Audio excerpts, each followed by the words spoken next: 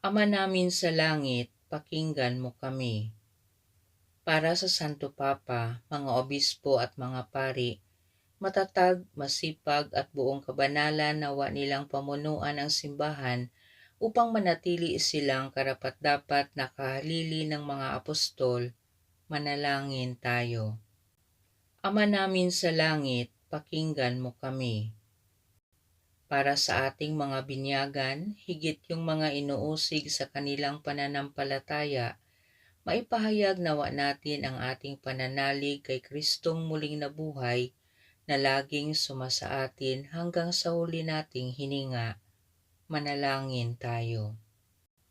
Ama namin sa langit, pakinggan mo kami. Para sa mga media practitioners at vloggers, gamitin nawa nila ng responsable ang mga talento nilang kaloob ng Diyos sa komunikasyon, sa pag-ulat ng katotohanan at di fake news. Manalangin tayo. Ama namin sa langit, pakinggan mo kami.